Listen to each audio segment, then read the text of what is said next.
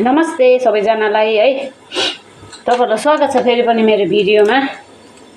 र आज चाहिँ म care giver actually care giver भनेको चाहिँ के हो अनि केयर गिभरको ले गर्नुपर्ने चाहिँ के हो, कस्तो हुन्छ भन्ने विषयमा भिडियो बनाइरहेको छु साथीहरु। ल थाहा हुनेहरु जतिले स्किप गर्नु होला, ल थाहा नहुनेहरुले चाहिँ आशा छ मन पराउनुहुन्छ है।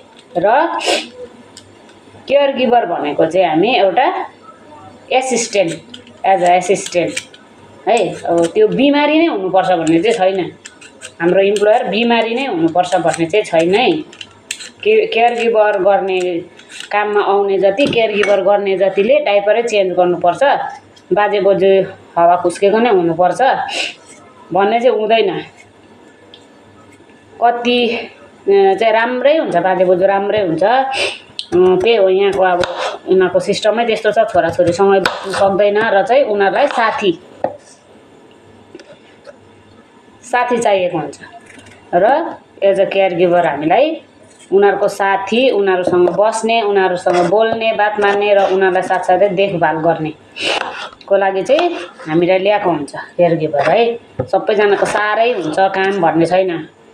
कतिजनाको बोजूहरू बोयफ्रेन्ड भएको बोजूहरू हुन्छ, गर्लफ्रेन्ड भएको बाजेहरू हुन्छ, उनीहरू खान्छ, घुम्छ, हिँड्छ है, राम्रै हुन्छ, सबै आफै गर्छ, टोइलेट गर्छ, नुहाइ धुवाइ, खानापिना सबै आफै गर्छ। जस्ट उनीहरूसँग साथी बस्दिनु, घर अलिअलि सफा गरिदिनु, लुगा धोइदिनु बाजेहरूको, बोजूहरूको त्यस्तो हुन्छ। बोजूहरू क्लब जान्छ, मादन जान्छ, उनीहरूको स्विमिङ क्लासहरू हुन्छ, डान्स क्लासहरू हुन्छ, बोजूहरू पार्टीहरूतिर जान्छ, सब राम्रो हुन्छ। कोही त बाजे बोजूहरू एकदम इन्डिपेन्डेन्ट, हाम्रो त्यो जब लेटरमै लेखेको हुन्छ इन्डिपेन्डेन्ट छ कि, मेन्टल प्रब्लम छ कि, व्हील चेयरमा छ कि है, त्यस्तो हुन्छ।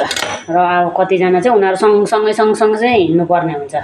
कतिजनाको चाहिँ अब बेड रिडरै हुन्छ, इन्डिपेन्डेन्स हुँदैन, तिनीहरू चाहिँ घरमा बसिदिनुपर्छ। जस्तै म भए, मेरो इन्डिपेन्डेन्स छैन, कहीँ जाँदैन, म उनीहरूसँग 24 घण्टा घरमै बसिदिनुपर्छ।